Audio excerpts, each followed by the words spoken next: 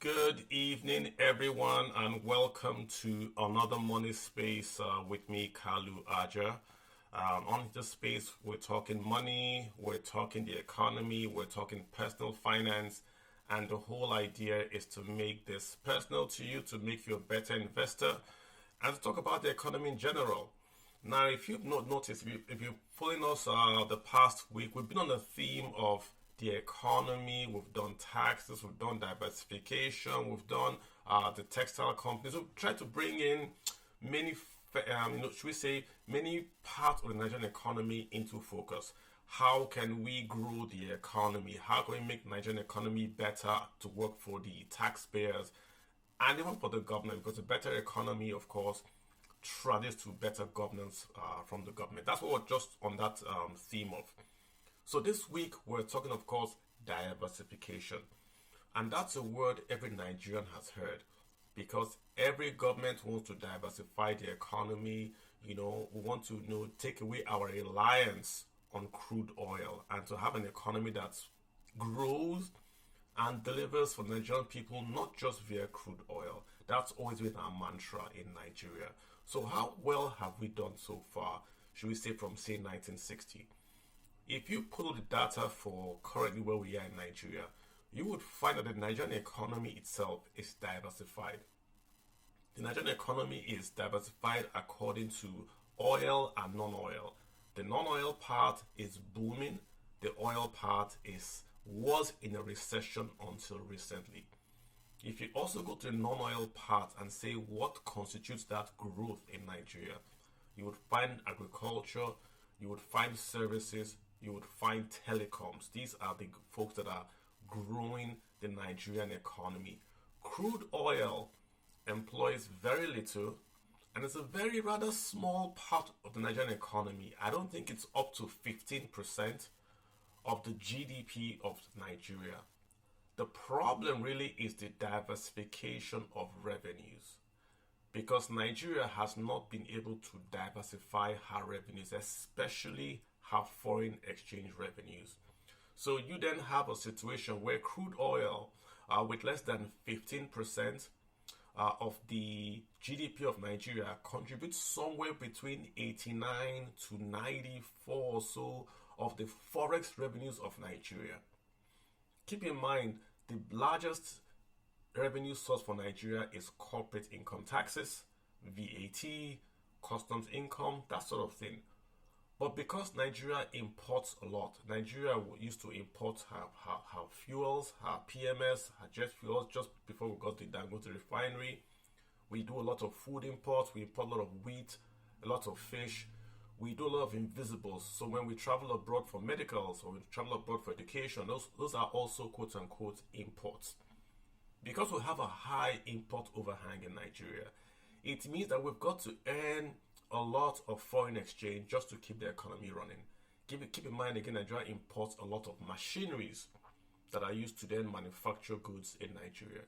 So the sum is that you have an economy in Nigeria that exports a lot of products, just one product, crude oil, and it earns 89% of the forex it gets from that crude oil, right? And from that crude oil, we're then expected to then maintain a naira whose value is based on the crude oil export numbers and the crude oil export price. Huge strain on the Central Bank of Nigeria's reserves, which is why you then see the naira, the local currency, devalue, depreciate, and have a lower purchasing power because it's all in a circle. If we can't export crude oil, the impact is felt on the local currency. We can't, our currency is not, should we say, have a higher value, meaning that imports are more expensive, meaning that imported inflation then happens, and that vicious circle then happens in Nigeria when we cannot, should we say, import cheaper. The solution clearly, guys, is simple. If we were able to diversify the economy, right? If we're able to have an economy where not just crude oil was generating forex in Nigeria, but we had agriculture, we had petrochemicals, if we had entertainment, and perhaps we reduce the share of crude oil by increasing the share of the other factors. So instead of just having 89% from crude oil, we got 30% from crude oil, but we increased the share of manufacturing, the share of entertainment, the share of agriculture to also earn forex and to also employ Nigerians locally. If we had that sort of economy, then we're not so tied into crude oil prices and production. The economy is now more diversified and can withstand external shocks. Right now, the biggest external shock is the election of the new president in America. What happens if America says, hey, we're going to expand crude oil exports from America? We're going to go to India. We're going to go to the EU. Those are Nigeria's traditional markets, which would then mean that, of course, Nigeria would then have to look for more places to export crude oil, and our export earnings would fall. Keep in mind, oil prices do not have to go down for the Nigerian economy to suffer from this should we say, economy that we have. If our markets are attacked, i.e., a new supplier goes to those markets and offers a lower price than Nigeria offers, then the economy will feel the impact of not being diversified. And again, diversification means jobs. The more we are diversified to agriculture, the more we are diversified to trade and manufacturing, those are jobs being created. So we want to talk this week to like a real practitioner in the space. We want to talk to a company that is leading this charge of diversification. Why I like this particular company is that, number one, they're working with the state. Number two, they are working with the federal government. Number three, they are supporting manufacturing, trade, services. They are creating jobs onshore. They are bringing in technology onshore. They are creating export earnings for Nigeria all at the same time. Hence, I want to just introduce them in. So we could talk today with like fireside chat. Just talk, see what they are doing. What can we learn from them? And then, of course, take it from there. I'm talking no other than the guys in Alaro City in the Lagos Free Trade Zone. I'm happy to have the MD here. I'm going to have him on mute so he can introduce himself. Then from there, I have a few questions for him. Then we'll take it from there. Welcome, sir. How are you doing today? Good evening, Kalu. Thank you very much. Thank you for having me. I'm doing well. Excellent. I know a lot about your show and very excited to be here. Excellent. Thank you so much, sir. Do you mind introducing yourself just for folks that don't know you, just your name, what you do, company? Yeah. Good evening, everyone. My name is Yomi Ademola. I am the Managing Director at Alaro City.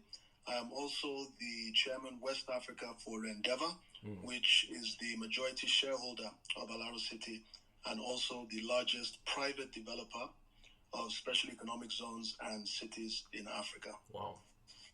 Thank you. Well, first of all, just say thanks for being here, sir. I appreciate that.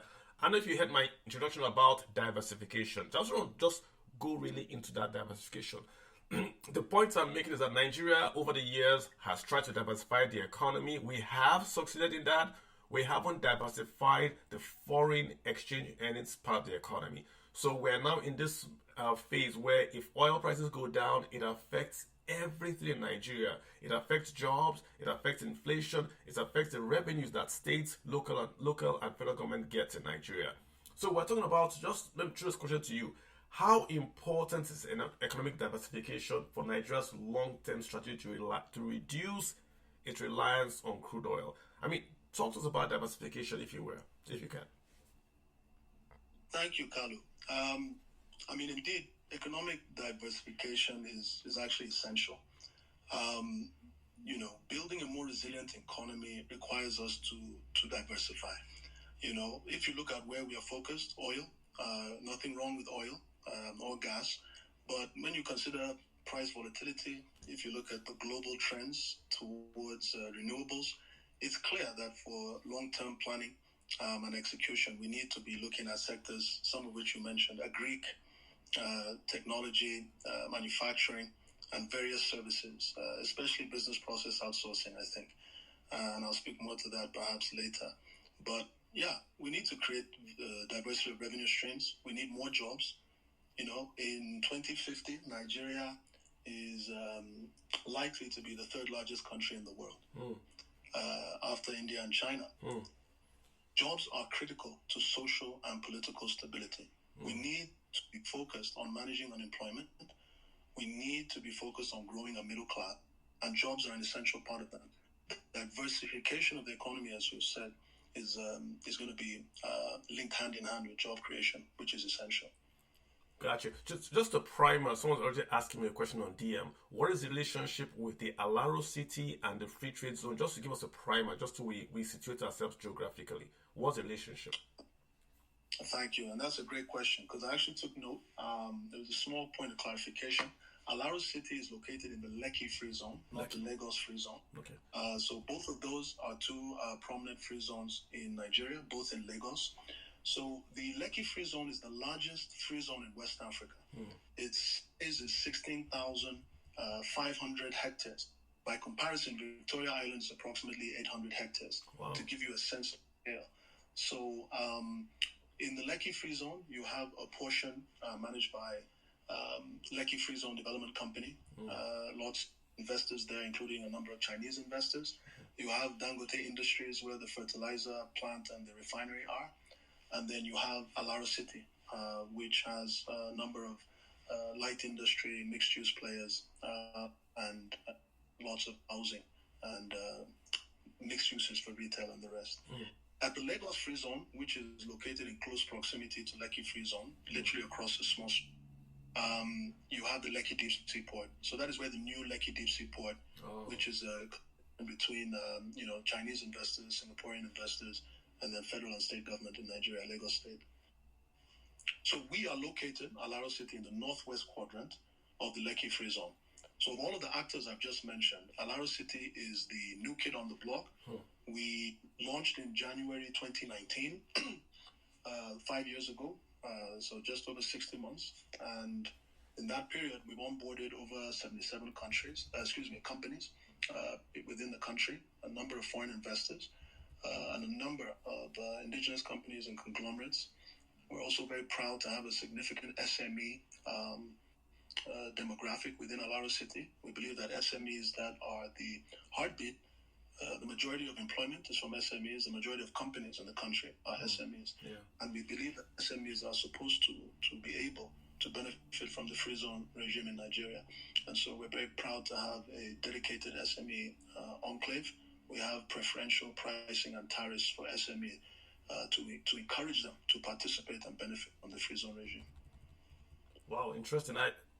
That sounds massive, if you don't mind me saying so. That's massive. You've got a deep sea port there, you've got the Chinese, the refineries, you've got you guys in there. That cluster alone, in terms of GDP, is larger than most regions in Nigeria. How is that aiding exports in Nigeria? Is there a connection with just building that cluster? And should we say exports coming from Nigeria? Are there numbers that we can say have gone up because of this infrastructure development? Oh, sure. Infrastructure creates an enabling environment. This Lekki Free Zone axis is, in my opinion, the most prolific development corridor in the region, potentially in Africa, in such a concentrated area. I mean, tens of billions of dollars have been spent between, the Dangote companies, including the projects, including the refinery, the Lekki Deep Port, a number of American companies, Kellogg's, Colgate, have come in. At Alaro City, we have Bua Group, Sterium. We have Canadian company, Aerial Foods, Mantrac Caterpillar, American brand Caterpillar, and again, a number of indigenous players. So when they say when you build it, they will come. They'll come. And if you, an environment where there are, high quality infrastructure projects executed, so you have world-class planning, you have good roads, it is a secure environment. You have electricity. At Alaro City, people are producing 24/7. We have a power generation license, a power distribution license. Wow. And you're in tech, whether you're in pharmaceuticals, whether in logistics, cold storage, or otherwise, you can have 24/7 power. It is predictable. There is power assurance. You can have internet, right? So we have rolled through the fiber. We've connected the site from kilometers away to ensure that there is fiber there with built-in redundancy so that there's fiber coming from different directions. and we're going to further make it redundant by adding microwave radio. So that, again, we look at tech. Earlier you talked about services and tech. Export of service is a very unique space that is very impactful for job creation. For the average young Nigerian, highly educated, very dynamic, entrepreneurial, language of education, English, which travels to a lot of the business community internationally. From call centers to tech support, we can compete effectively with Silicon Valley. We can compete with India, with China, with Tel Aviv, if we have a coordinated environment with good internet. You are exporting services, generating hard currency, improving income levels, and that trickles into the economy. So the free zones provide a very robust and broad platform for every industry. Earlier you talked about exports. I just talked about export services, which is an area I think Nigeria needs to focus on. And indeed, the Vice President launched this year the Outsource to Nigeria initiative, which is pushing and promoting Nigeria to the world for business process outsourcing, BPO. But not just export. The free zones in Nigeria have very effectively facilitated significant investment. All of the projects I mentioned and more. Now, you see, Nigeria is the largest market in West Africa, as an example, right? And it's the largest market in Africa in terms of the number of people, and one of the largest economies. Now, when you look at investors looking to access a market in Africa, Nigeria is always one of the top of the list, if not the top. And so when you have a free zone regime that creates a simplified ease of business environment with tax and duty incentives, they will come. And when they come, they are closer to their market. So one of the most strategic and impressive things that government did going back to 2002 was when the president authorized for 100% of what is produced or assembled in Nigerian free zones to be permitted to come into Nigeria. It is since that time to now, the last 2 decades plus, where you have seen tens of billions invested into Nigeria. Before that, the free zone regime in Nigeria was not as robust, did not attract as much investment. So just to be clear, you can bring it in 100% into the free zone and take it out 100% to it's 100% tax free and all that, duty free. Yeah, let me clarify that. Sorry, Kalu. So many free zones, or let me say some free zones, and historically Nigerian free zones, you would have to export a portion of what is produced in the free zone outside of Nigeria. Gotcha. And you would only be allowed to bring in a certain percent. Now, because free zones and other industrial hubs in Benin, in Ghana, in Cote d'Ivoire, and Cameroon, as far as Kenya, are targeting the Nigerian market, to make us competitive, the very wise thing that government did was to create a globally competitive free zone regime that has globally competitive tax and duty incentives. And then they said, you don't have to export. You are permitted to export 100%, but on the flip side, you are permitted to import 100%. So who will be the most competitive player to satisfy the biggest market in Africa, Nigeria? The enterprises that are based in Nigeria. So instead of, particularly within the context of Africa Free Trade Treaty, instead of having companies in other countries creating jobs, bringing technology, bringing investment to Benin, to Cote d'Ivoire, to Kenya, dumping product in the largest market, Nigeria, the wise thing Nigeria did was say, come and set up here. You can export to anywhere in the world, and you will also be the Nigerian market. You can access the Nigerian market. And that's when we started to see significant investment increase into the free.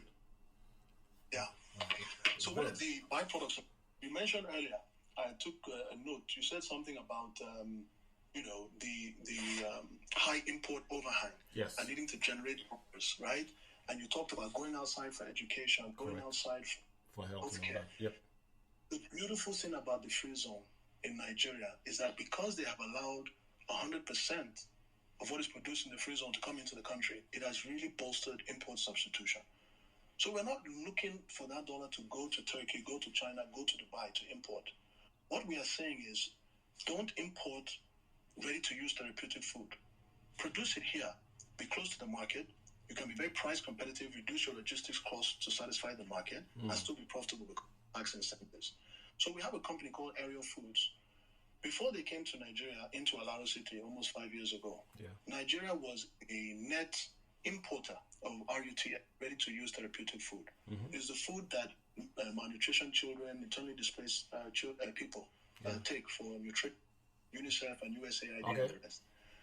When they came into Nigeria, into Alaro City, in the last 4.5, 5 years now, Nigeria is a net exporter of that product. Oh, wow. So 100 of the demand from within Nigeria is satisfied from within Nigeria, and from Alaro City, they're exporting to 17 countries around the world. Oh, wow. So you're now, and now Nigeria has security in this space. It can all be provided without, you mentioned the president of another country taking a decision, without Suez Canal or anywhere being blocked. You can now do it in. And it's the same thing with detergent. So if you look at Boa Group, Sterium FZD at Alaro City, company import detergent into Nigeria, clear the port and sell it. Now they produce it at Alaro City. They're not sending it to Turkey or China or anywhere else. They're producing it here. The jobs are here. The technology is here. And they're supplying the market. The Nigerian market, Mr. The Nigerian market. Nigerian and international. Yes. Wow. Yes. Okay. Yes. And so the next frontier is we've talked about services. Let's talk about education and healthcare. The amount of money leaving Nigeria, hard currency, to facilitate payment of school fees and medical bills. Let us offer a hand of partnership, and let us also be more entrepreneurial and resilient, and let us bring some of that world-class education and world-class healthcare, bring it into the zone. Capitalize on the incentives. Bring equipment in duty-free. Don't worry about expertise. There are no expat quotas. People can come in as required to service, right?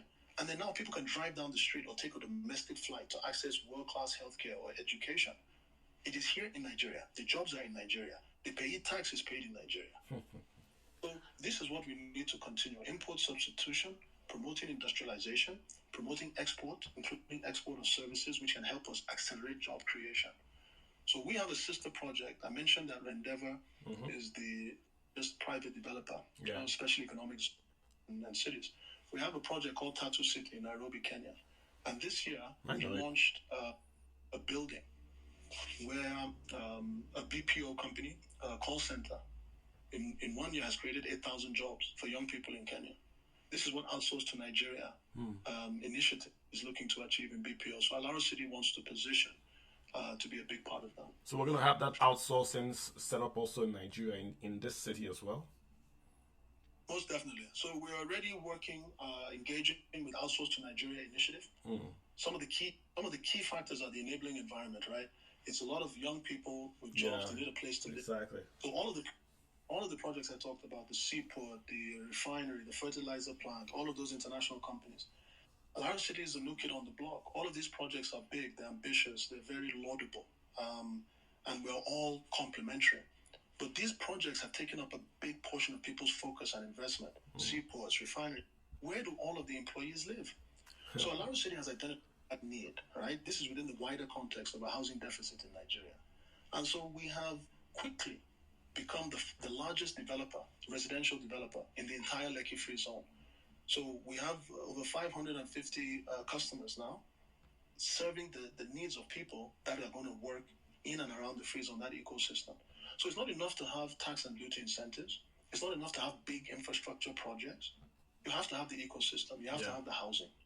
You have the retail, the leisure. You need to have the education, and you need to have the healthcare. And so Alaro City is a mixed-use free zone, light industry, logistics, commercial, but we are focused on all those other quality of life areas. So entertainment, sports, art, live venues. But yes, lots of people are coming in because of housing, including BPO. So they have ICT, they have electricity, they have housing, they have infrastructure. So to your plot, everybody has potable water, everybody has ICT, fiber, everybody has sewage, pipes, and it's a secure environment. So this is where investment can thrive. Gotcha. So definitely be very well positioned. Mr. Dale, let me just tell you, I've gotten, I think, about 6 or so DMs, and they are all saying something to the effect of, is he talking about Nigeria? Something to the effect of, either people are asking, is this in Nigeria, or is he saying they want to build it, or is it in the Lekki that... Folks are like, well, and I'm honest with you, folks are like, is he saying it's going to be done, or this is already existing in Lagos? Guys, it's already in Lagos. I'll give you a data point I just pulled up here. Mr. Nonye Ayeni, the ED Chief Executive Officer of the Nigerian Export Promotion Council is saying as half year 2024, Nigeria is doing about 2.7 billion in non-oil exports. This is non-oil, not crude, 2.7 billion. And that's what Mr. Olu is saying. All these industries is quoting. Ariel Foods were exporting in 17 countries. Bua were exporting. Detergents coming in, also going out. TY, you didn't talk about TY Logistics. I think, is that the offshore you're talking about? No. TY Holdings, a company called TY Holdings, is breaking ground in the logistics space. Now, if you look at supply chain, especially post-COVID, if you look at, in particular, areas like cold storage, where there's such a deficiency vis-a-vis perishable goods, vis-a-vis pharmaceuticals and the rest, TY Holdings has taken a bold step and has come into the free zone at Alaro City. They've taken over a 90,000 square meter plot, and they have built, working with Alaro City, a grade A state-of-the-art logistics park like nothing that exists in Nigeria. Specialist contractors, exceptionally high ceilings, room for automation and software to be used to do inventory management, value-added services. It's the kind of thing that will make it easy for international manufacturers, FMCG traders to key in. And so they have taken a bold position. They have noted the proximity to the Lekki Deep Sea Port. The Lekki Deep Sea Port, which is also is alive and well, it's been built. Wow. It's been operational now for 2 years. It's the largest and the deepest seaport in West Africa.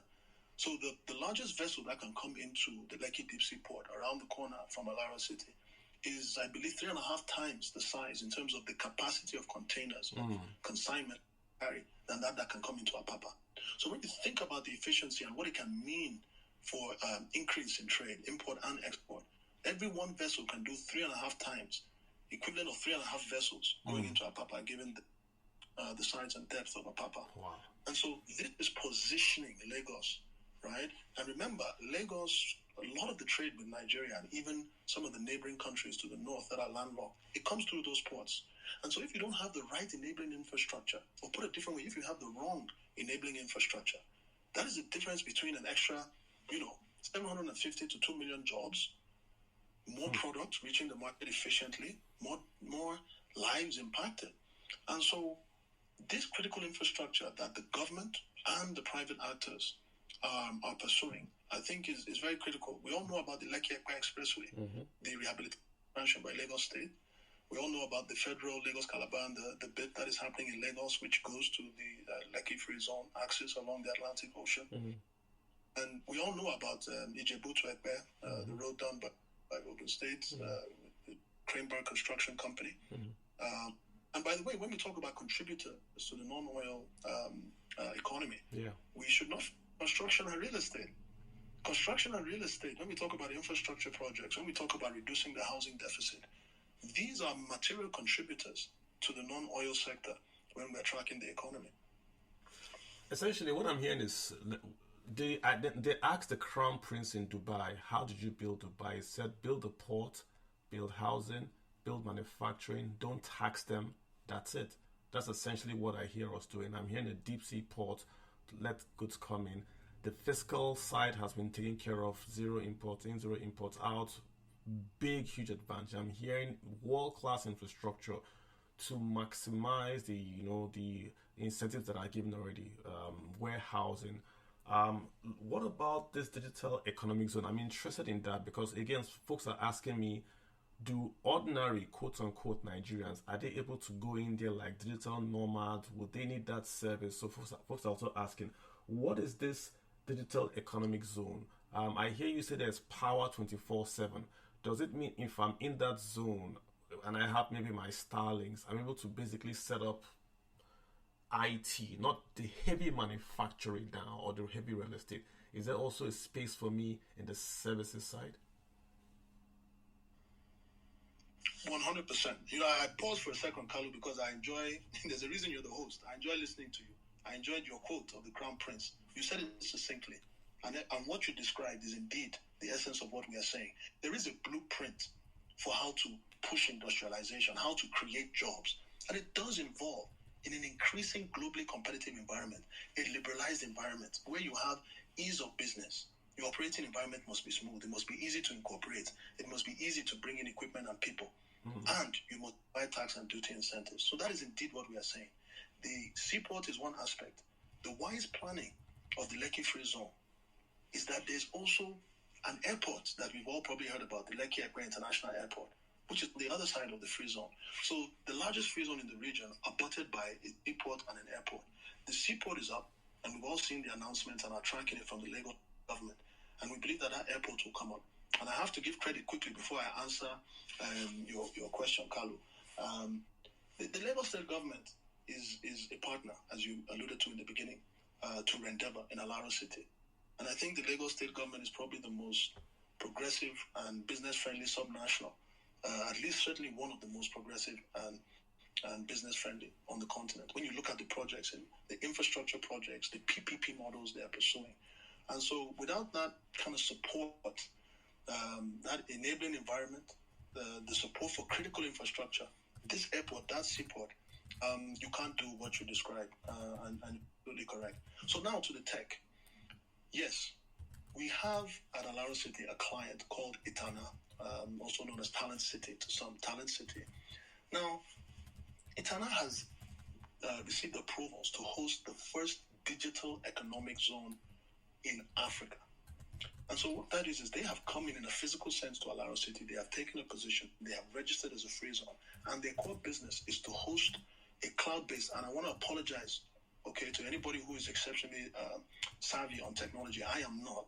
I'm exceptionally the reverse of that.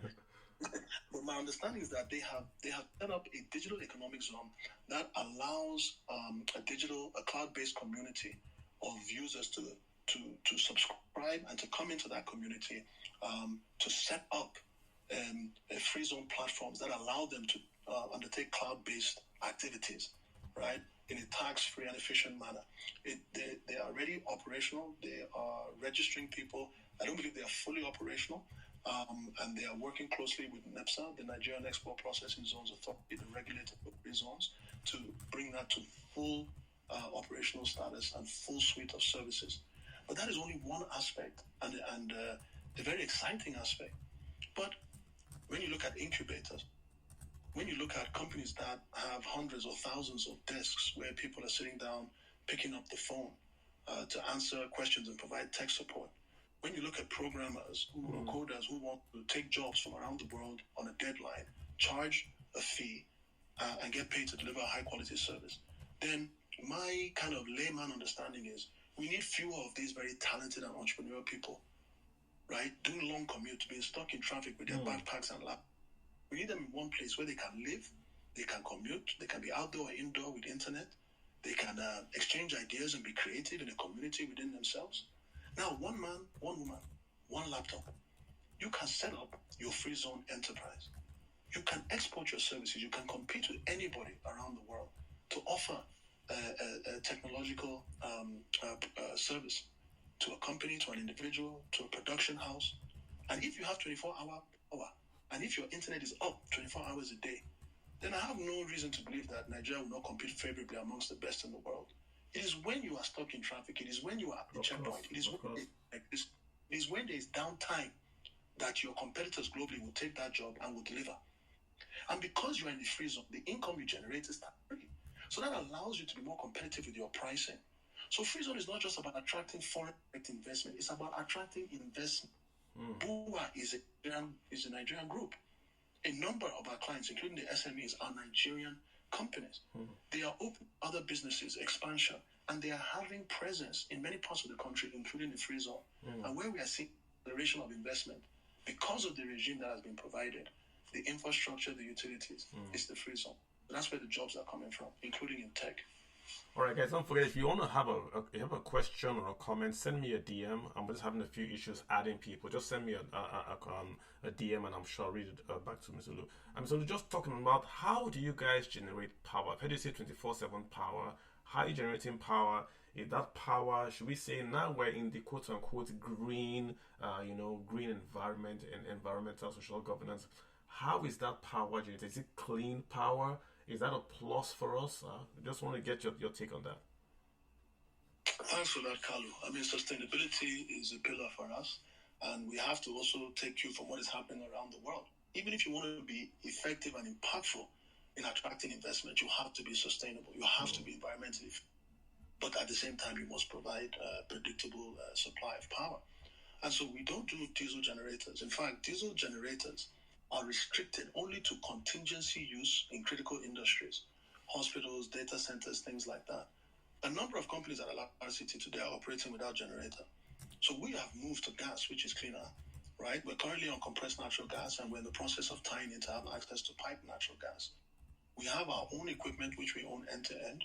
And as I mentioned earlier, we've been licensed. By regulation, you must be licensed separately. We're licensed. One of our subsidiaries is licensed as a power generation company, and one is licensed as a power distribution company.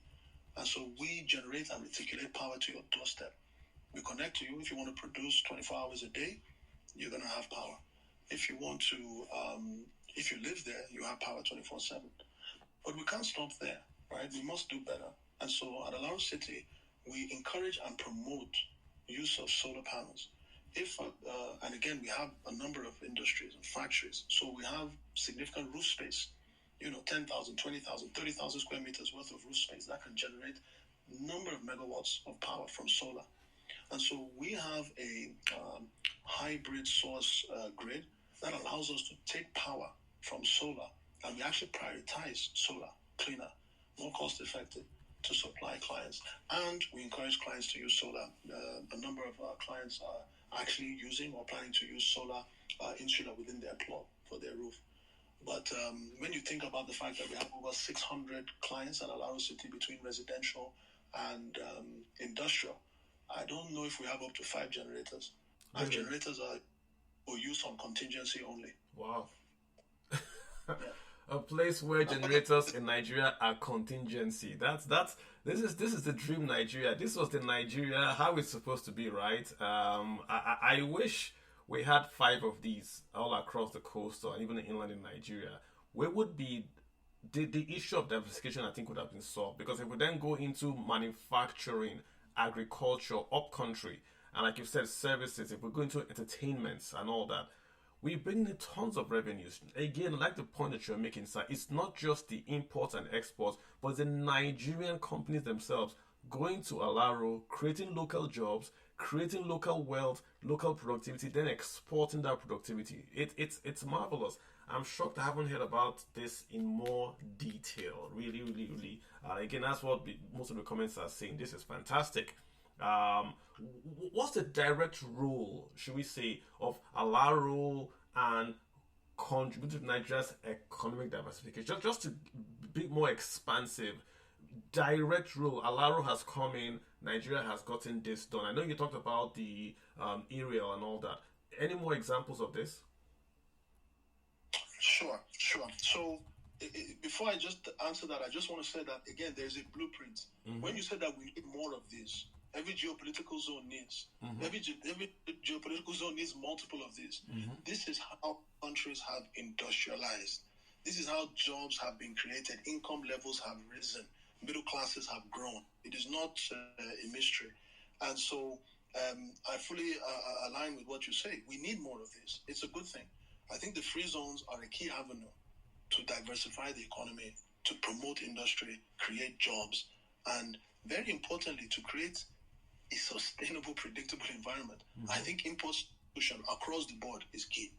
So, when you talk about our role, Alara City, as I mentioned, is a PPP, public-private partnership between Endeavour and Lagos State.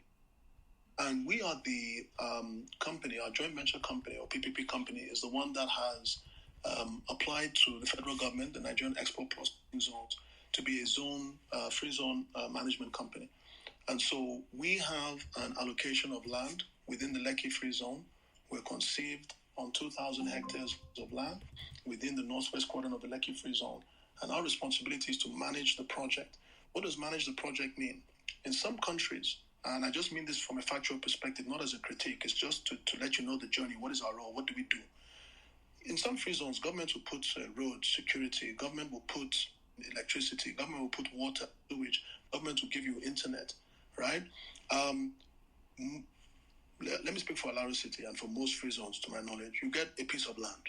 So every road you see, electricity, everything under the ground, the wet and the dry ducts for services, the fencing you see, when we talk about power, when we talk about sewage, when we talk about potable water storage, treatment, reticulation to your plot, so you don't have industrial grade all over the place. You have water by pipe, right? When you look at all of that, somebody has to do that. That is the zone manager. That is Alaro City. So that is the environment I talk about that makes it easy for domestic and international investors to come and set up. It's plug and play. So you don't have to come and build a factory, in a bush, let me say. And it starts from planning, work-class planning. If you're in an industrial area in Alaro City, your neighbor will be industrial. If you're in a residential area, by use, high density, low density, medium density, the streets will have consistency in terms of the facade.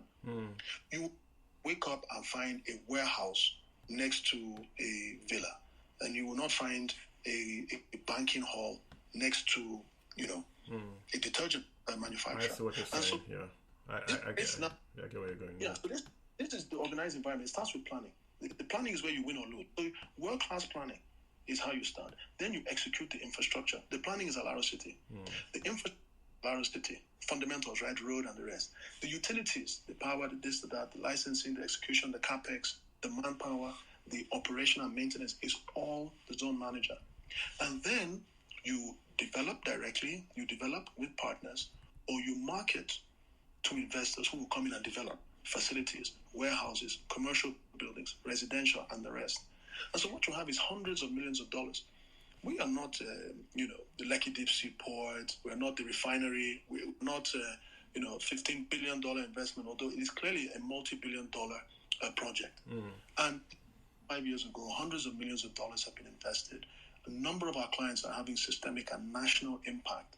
And Alaro City is only one portion of the Lekki Free Zone. And so when you look at the free zone regime in Nigeria, and you look at the jobs created, Alaro City has already created over 5,000 jobs, direct and indirect. Alaro City only. We're not talking about other parts of the Lekki Free Zone or the Lagos Free Zone. It is clear that the income levels around that area, the development around that area, the occupancy rates for accommodation around that area, the rate of development of residential in particular, but other uses that have all come up. And without the free zone regime, without Alaro City and the other zones, it would just be land. Understood. And so in the arena, we must be in the arena. And once you are in the arena, and ideally with the support of government working hand in hand, you can create a lot of value and a lot of opportunity. Because I look at Ethiopia. Ethiopia has got this extensive, partnership with the Chinese, where they have acres of manufacturing.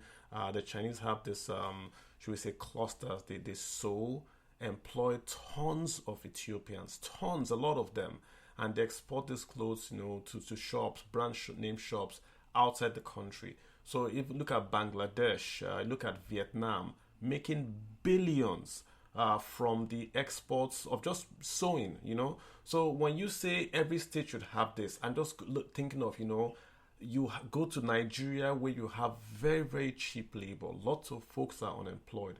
And you can have this massive, free trade zones that is just targeted to just sewing, tailoring. That's it. We just tailor a hoodie and you export, and billions come in. So it does tie into what you're saying, that we can do much more than just chasing down the oil avenue. If the states, the regions can come together, have just one free trade zone near an airport or a seaport or a rail evacuation route, this is more or less baked in. So I hear what you're saying. Sorry, Carlo, if I can just come in. You see, because even when you talk about every state, and I'll also link it back to Ethiopia, we have to be very clear about how this thing happens. For instance, Alaro City, right, we have the enabling environment and we have immense support. We have now decided, how do we allocate resources? The state is doing the Lekki-Akwa Expressway. The state is a shareholder, in the Lekki Deep Sea Port. The state is promoting the international airport. All of the capital being deployed inside Alaro City is capital. It's private capital. And so we have to note, even in Ethiopia, when you have the right policy framework, you can attract investment. But to retain that investment, And to give investors comfort, there must be consistency in government policy. There must be predictability, because nobody's coming to build those roads, build the power plants, generation and distribution, pull the ICT and reticulate it. Nobody's coming to build warehouses unless they are comfortable that I'll not wake up tomorrow and the entire free zone regime has changed. And so when you look at countries that maybe ran into trouble and all of a sudden you don't have access to AGOA, Africa Growth and Opportunity Act, so you go and set up in a country, and then the country, funny things, and America says you no longer qualify for AGOA. It was a platform, FDI, where you wanted to set up a facility to access Europe and America. Now you can't access. The investment winds down, and people will stop coming, and the new ones that were planning to come will not come, right? If you now play around with...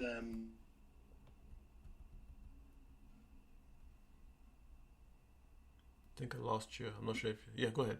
FX policy. For instance, I said that if you know the free zone history, until 100% of what is produced or assembled in the free zone, until that was permitted, there was only a certain amount of investment in the free zone. The tens of billions of dollars you have seen come in the last 20 years is when there was a policy direction that made clear, we are the largest market. If you are here, you will have access to this market. That's what brought investment. If you take away, for instance, such a policy, and you say no longer, you cannot access the customs territory or within tax exemption, that's what's going to drive investment. That's what makes people nervous. And so for the states to do this, for federal to do this, for any country to do this, one of the most important tools is having a listening government that will provide a globally competitive regime and will provide consistency and predictability. And that is where many African, subnational and federal fail. And so it's just important to highlight that. So in the end, really, we have to come back to policy. We have to really come back to policy and say we have to have consistency in policy and all that. Really, that's what we need. Not just the infrastructure, but the policy, the governance, and all that. 100%. Okay. Without that, we all know what will happen. Okay. Just as a beside, I have a DM. Someone people are just asking, like, is this expensive? If I have a factory in, say, Ikeja and I want to come to Alaro, I mean, ballpark, is this expensive to be in this place? I don't know if you can answer that, but folks are like, this is too good to be true. Is it expensive to move in here or to set up in Nigeria? What would it cost? Just ballpark. I don't know if it's something you can answer. Yeah, listen, I have my you said I'm the MD, but I still have my boss. Right, some of on this call, and I've been told not to market. Okay. I know. I got you guys just to talk about the diversification part. That's true. Yeah. Exactly. So what I will say, please hop on our website. Okay. Gotcha. What I will say is come out and visit us. Right in the Lekki Free Zone, down the Lekki Ekpe Expressway. It is not too good to be true. It's just good, and it is growing, and it is something that we are very proud of. We believe many people can benefit from. Gotcha. Now, what I say about price, right, is the following: for anybody that wants to set up a factory, SME, a multinational, national conglomerate or otherwise, I can evidence to anybody in any industry that the tax and duty incentive, the savings, the benefit you will get from that is going to end up paying for your land, such that when you look at your business as a going concern over time, you're actually going to get that land for free. Wow. Because the tax and duty incentive that you benefit from by being in a free zone, talk less of the peace of mind and the easier operating environment, right, is going to be greater. That benefit is going to be greater than the cost of land. And I've done that for every one of the 77 clients in Alara City today. That's industrial commercial clients, and it holds. And so, is it cheaper to fly if you need something and you want to get the more valuable one on a 4-hour flight versus a 2-hour flight? The 4-hour flight may be more expensive than a 2-hour flight, but the value of what you pick when you land 4 hours later is greater than the 2-hour. Gotcha. And so, of course, we cannot provide this for free. I wish we could. But come out and see us. And see us. What's the website again, if you don't mind, just for folks that ask? Sure. So what I encourage everybody to do is check out 2 different websites. I want you to, just because it's important to know the people behind the business, I want you to check out rendeavor.com. That's the shareholder of Alaro City. It also will give you the other 7 industrial hubs we have and private cities we have across Africa. We're in Kenya, we're in DR Congo, we're in Zambia, We're in Ghana, in Accra, and in Takoradi, and we're in Nigeria, in Lagos, Alaro City, and we have something up and coming in Abuja future. But the website for Alaro City is simply alarocity.com. www.alarocity.com.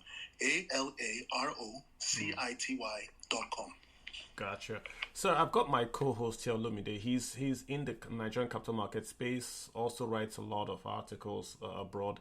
Because the co-host is able to hop in here. Olumide, I'm not sure when you joined. You got the invite, but I've been learning about Alaro, learn about infrastructure in Nigeria, set up, plug in and play, great PPP investment that is here in Nigeria, set to diversify not just the economy of Lagos, Nigeria, even West Africa. We're building something here, and folks are coming in. I don't know if you had any comments on what you've heard and what you think. Should we just go and quote these guys in the stock market and double the Nigerian stock market in one full? So what's your take on it? Yeah, good evening, Carlo. Well done. I actually joined in late, but I pretty want to be more like a novice here because it's not really my core expertise real estate market and infrastructure. But there are three questions I want to ask the guest speaker. The first one, who are your target audience? Are you looking at the upper class? Are you looking at institutional investors? Are you looking at Nigerians in diaspora? Secondly, currency risk. How do you do returns from your past performance? How has the return been? Then lastly, should we be concerned about the political climate? We have a new president in the world's most powerful economy. Despite the fact that it's kicked next year, are you seeing any impact there? These are things that someone like me is interested in knowing. Interesting. Yeah, I mean, I'd asked him about the American elections in America, and he mentioned AGUA, Mr. Olu. AGUA is due to expire, I believe, 2025. Just blend that all in there. What's your take, sir? So thank you, Carlos. Thank you, Olumide. I think the first question was on our target audience. Earlier in the call, I had mentioned that we serve as a platform to attract FDI. So we want foreign direct investment, and we are jurisdiction agnostic. We want everybody to come in.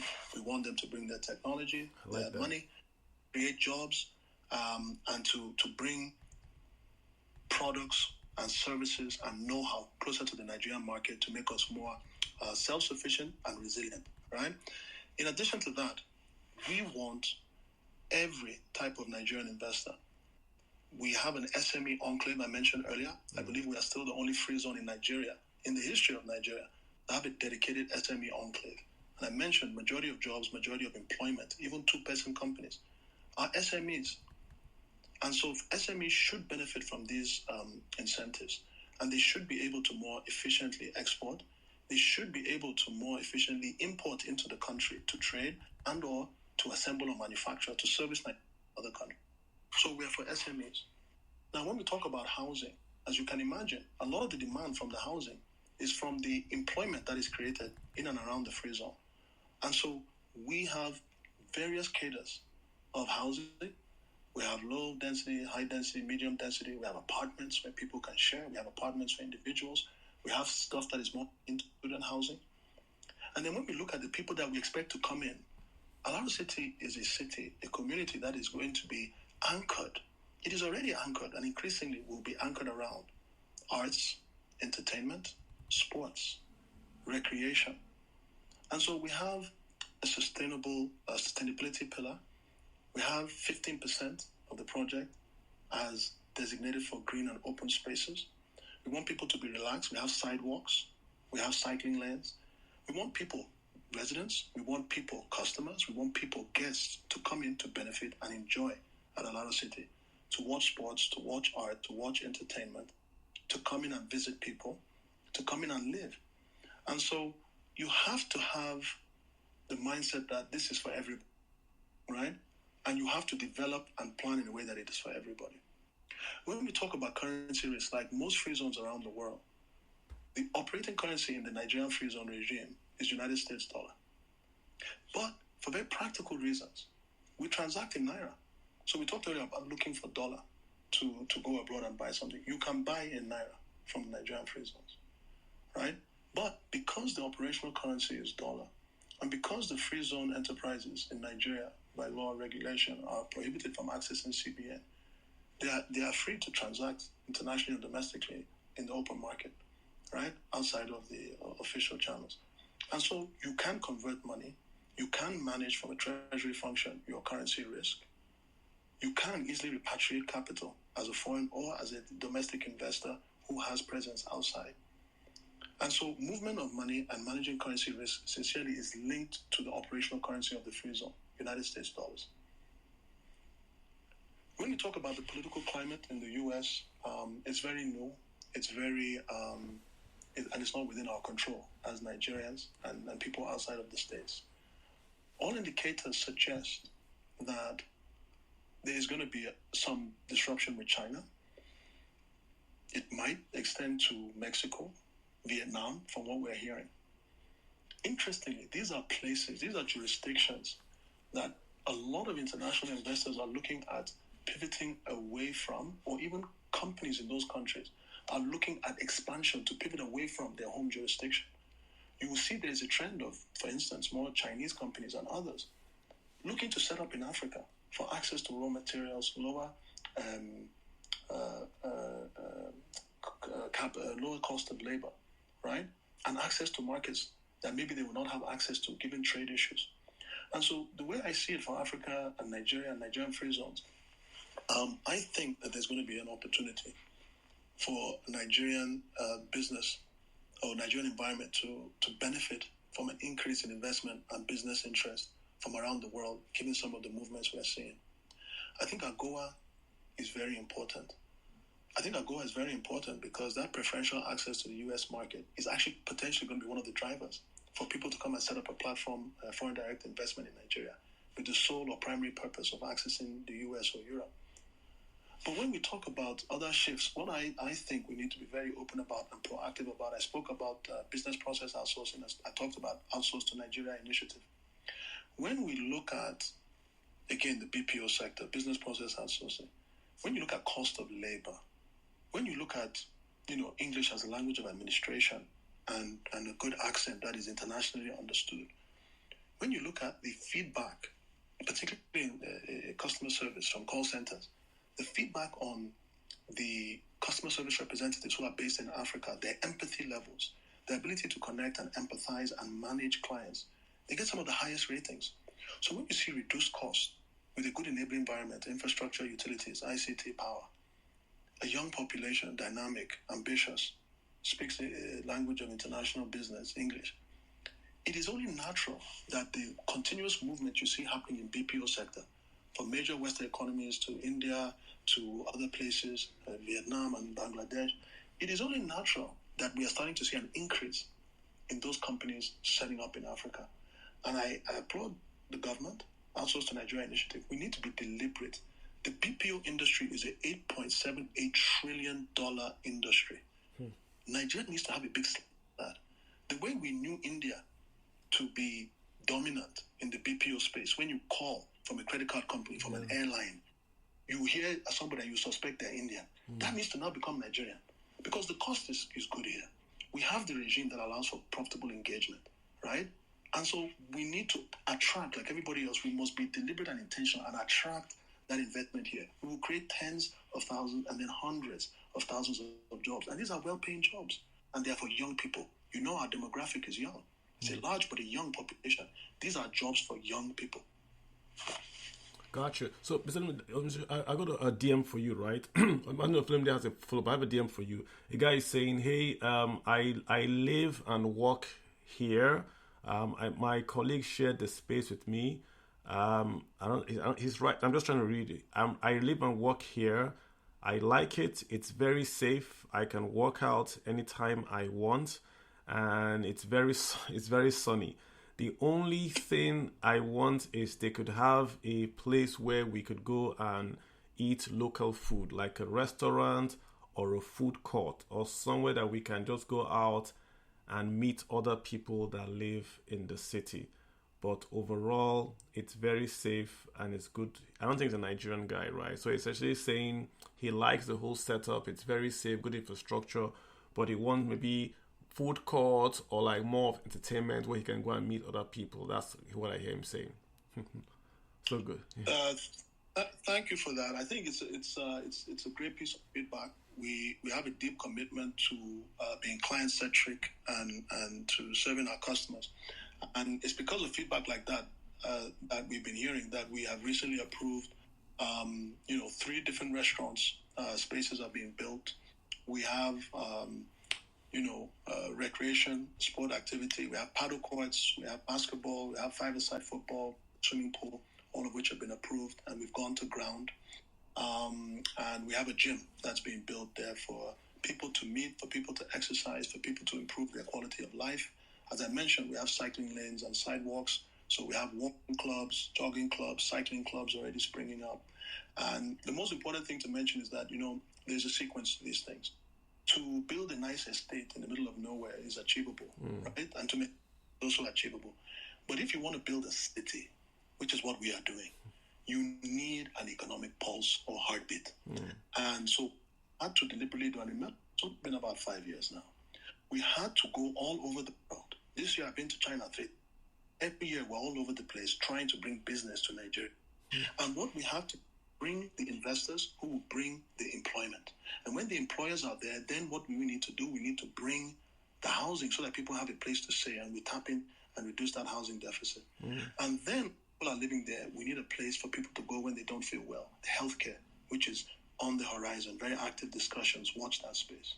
And then we need a place for people's children to go to school and build leaders of tomorrow and watch that space. There's something coming. Interesting. And then you need a place for people to socialize, people to shop, people to, eat. And so these are the projects that we are focusing on now. And the person who sent the DM should watch that space. Heard them, and they should watch that space. Gotcha. I just want to... Go ahead. Okay.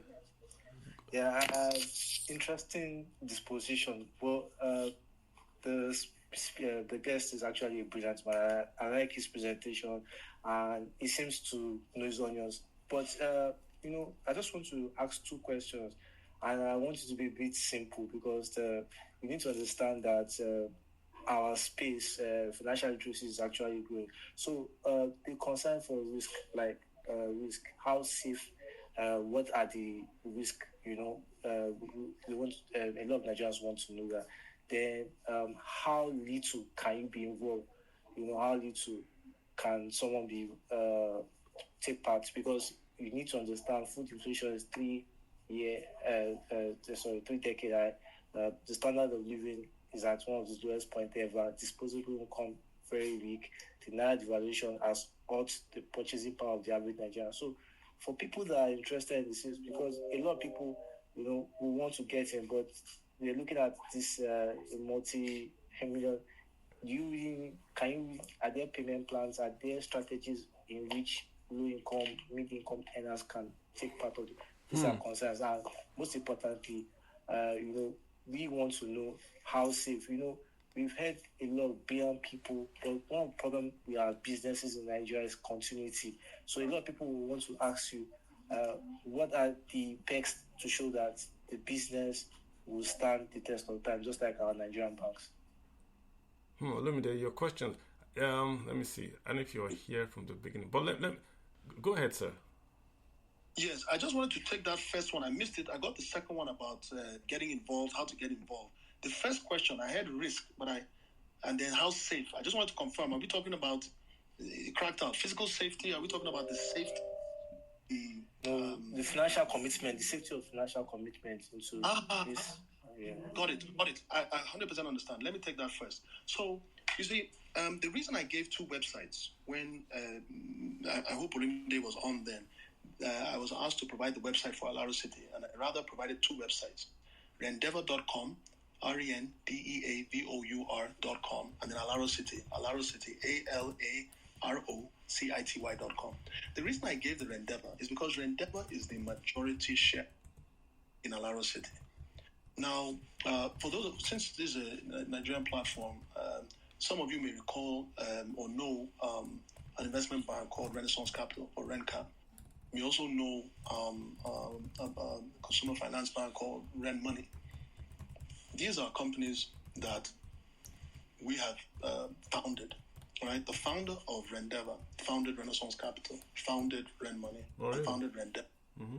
Now, when you look at the Rendeavor website, you will get a sense for the people behind the business. They are very successful. It's a multinational, multi-billion-dollar valued company that is the largest private, not using government funds or grants, and not using debt. You don't have third-party debt in the business. Using shareholder funds, long-term patient capital from very successful, very deeply committed investors to create a platform that is today the largest private developer of cities and special economic zones in Africa. And so, these are people who are very well known in the international business community, who have done very well and have other businesses that are primary source of wealth. And they have used that to pursue this very novel platform in Africa, focused on targeting a need, a demand. Rendeavor is not, I said, City launched 5 years ago. But we secured the project, Alara City, with the Lagos State government. Out of our 7 projects, it was the 7th of 7. So Rendeavor has been around for a while. Rendeavor has completed projects. You can go to Roma Park in Zambia and ask about them. You don't have to talk too much. You can do research. You can see the profile of the people. But there's completed projects. There's substantially advanced projects. And you can also come to Alaro City and see what has been achieved in 5 years. So when you have debt, particularly in volatile economies, sometimes you end up doing what you have to do to stay alive and to pay your lender. You make the wrong call. We don't have that pressure, right? Sometimes you start a business, you do it once, you do it twice, then you fall off. Sometimes you do it 3 times, 4 times. We have 7 cities across Africa, and all of them are places you can see, you can touch, you can call people to go and look, you can get videos. Gotcha. And so, that is on the risk, if I got the question right. Yeah. Now, okay, then on how little one can be involved. These are big projects. But as I mentioned, this is something we are doing to accommodate SME. This is something we are doing to accommodate employees of companies. And we are also creating a platform to allow businesses and investors to set up, to create employment opportunities for people to come in through employment and then to participate and grow in the city through that employment and subsequent employment. But yes, Alara City has payment plans. We have very attractive payment plans, multi-year payment plans. Alara City is working with tier 1 banks in Nigeria to provide attractive financing options that make it easy for the banks to come in and to lend both to Nigerians at home and in the diaspora. When we look at things like SME space and tech, Alara City is ready to be very intentional about attracting and promoting actors in this space, right? Because again, that is where the majority of the employment is and can be, including services. And so, I mentioned earlier that this is it's a piece of land that has been privately developed. Everything you see on the internet, everything you see when you go in real life, every single thing you see is private capital that has. Interesting. And before I let you go, sir, I have a gentleman saying he's from, I don't mention the state, from a state. He would like to organize the State Chamber of Commerce to come over and visit. He will write you officially, and that he wishes that can be approved. He wants to bring in from the state to come and take a tour and to talk to you here. I don't want to merely mention, but he will send you a DM if you don't mind. Yes. Okay, that would be great. Yeah, they want to come tour and see what you're doing. They're from a very important state in Nigeria. They want to come see what you guys are doing. That's fantastic. Yeah, great. Well, open to all. They are most welcome. We look forward to hearing from them. And maybe if Kalu, if you could drop them our email of the organizers from our side on this. Yes. And the reason why, full disclosure, I alluded earlier that I'm not very tech savvy. I have logged Twitter and created an account for the first time in my life. This is the second time in my life I'm on Twitter because your show. And so I don't want to mess up by missing a DM or something like that. No, but if you could the email address, organizers. I would Yes, appreciate it. I will do that. I asked you to come in for an hour. I think you've been gracious with your time. Like I said, the whole discussion was to bring in someone that's actually doing the talk. I tell you that the bulk of the DMs are really about wow, oh really? Someone is saying we've been hearing a lot of multinationals leaving Nigeria. I just googled what he said about Ariel, and it's right there. Ariel is making this ORT in Nigeria from this location that he mentioned. Why has no one said this before this space? Why is it that no one has talked about all this that the man is talking about before this space? Nigeria really needs to sell herself. That's from Bolande. There's another DM here saying we need to see pictures of this. Kalu, please put up pictures. So people are really in. I don't blame them. Some Nigeria doesn't have a lot of good stories. So when this is the very very good story, this space, and that's the reason why you came in, sir, to tell people what is achievable in Nigeria. The same policy, same laws, same state government, same federal government. If you build it, people will come. It's not that impossible. Really, in the end, everybody wants to wants to do commerce. And there's a direct tie in with what you're doing here, with commerce, with jobs, with infrastructure. You're talking about SMEs and all that. So it's a win-win across the board. Even when you go internationally, you've mentioned Mexico, China. Clearly, if you're following international politics, Nigeria and any other location, I'm reading Madagascar, I'm reading all these countries that the Chinese are going to go there to skirt the tariffs that the US is going to impose it, no matter how small. So it's a big opportunity for Nigeria. Right now, the Chinese can say, where can we go to? Or go to West Africa. These guys are there, and we can set up something there in Nigeria to export to the Americas or even to the EU. And you guys are doing it. And most people have not heard of this at all. And that's the reason why you came here. Just so Nigerians can see that, yes, these things are happening. It's not all doom. There's hope for the Naira. There's hope for the economy.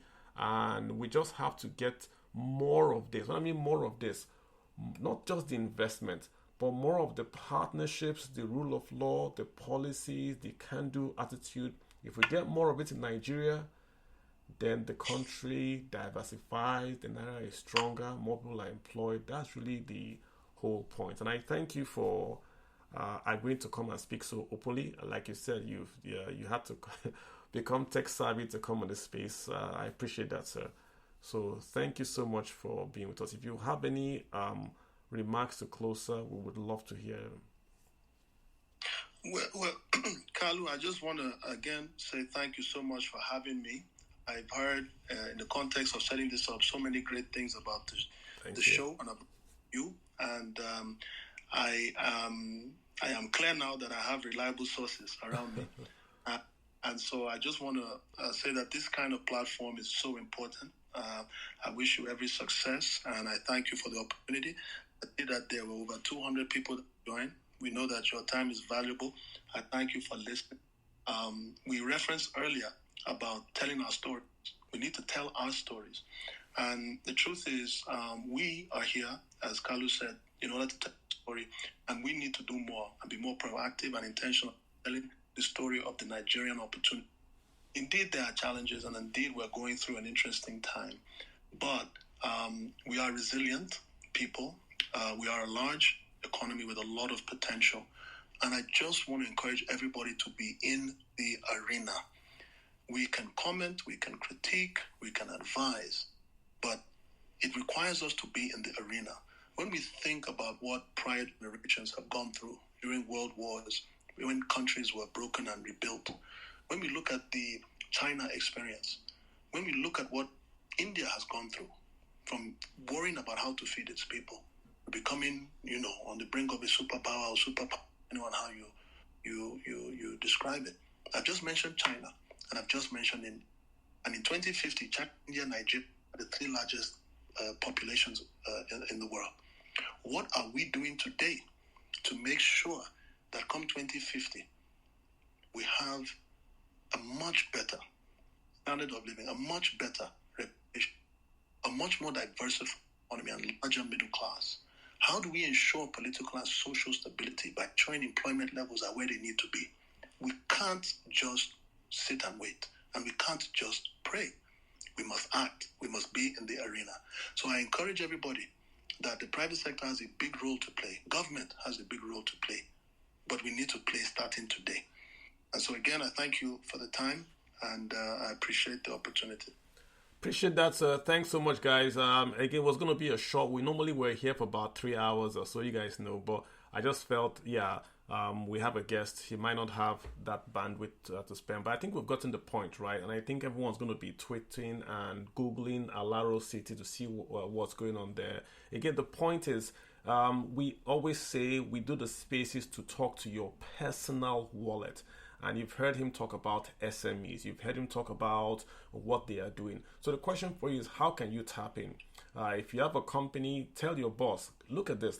Take a look at this place and see if we can go set up a store here. If you have a PPP that you're doing with your own friends, you guys want to set up something.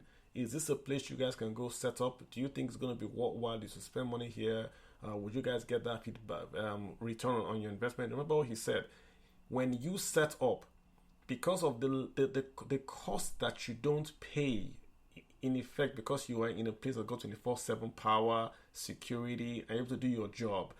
If you then back out those costs, if you do the math, it might be free because you're not paying, you're not worrying about those added costs that you would get if you were, say, outside the free trade zone. So it's a lot going on here that if you can't do, copy. If you can't copy, propagate. Tell the good stuff about it, because I think it's just wonderful that we're doing this. If your state has got the money, they don't have to have a port, but they can also do exactly what's going on here. Create a free trade zone, allow the private sector to come in to build investments. Don't be too want to go tax them. Import, export, low taxes, bring in the foreign folks in there. And then around that commerce, you would basically get what's going to be to the state, to you, to local government, to the federal, and everyone is basically going to say this was a good deal. I like it. I've learned a lot today. Once the space goes down, I'm going to go in and Google and do a lot more. And we're going to bring in more guys that can talk to us like this. So I appreciate Mr. Deolu coming in to talk to us about the city and what they are doing in Nigeria. Very, very appreciative. Sorry, guys, weren't able to get most of you to speak, but I did get the DMs, and I think it's all the same comments. We're all here to learn. I think we've learned a lot today, so appreciate it, guys. All right, thank you, folks. I will see you guys next week. We're going to be here next week. Either we're going to be talking about the VAT, or we're going to be talking about the tax policies. But we're going to have discussion around one more economic topic as the year winds down. Lots happening in Nigeria, as we say, and I think if we're able to get the policy, remember what I always say this, the issue in Nigeria is not the tactics, it's the strategy, the policies, the building blocks. Once we can correct how the country is structured, the country's animal spirit will automatically create wealth. Right now, Nigeria's animal spirit can't create wealth because of the structure, the way the country is structured. If we can redirect and mix like the river, once we can create a pathway for the river, it's one stream and it just flows. Right now, we have one river that's been broken into 1 billion pathways. So we have the same volume, but because it's flowing through many, many pathways, there's no impact. If we can get that river flowing with the force and the impact, then it becomes significant. Other tributaries come in, then we have this big flowing river that's going to generate wealth, fish, drinking water for everyone, if you mind my using that frame of reference. But that's really what Nigeria needs. Policies, good leadership, and then things would happen on its own. So thanks, folks. I'll see you guys here next week. Thanks for hopping in here. Thank you so much, Mr. Deolu. Thank you, Lumide. You guys have a good rest of your weekend then. Thank you. You're welcome, sir.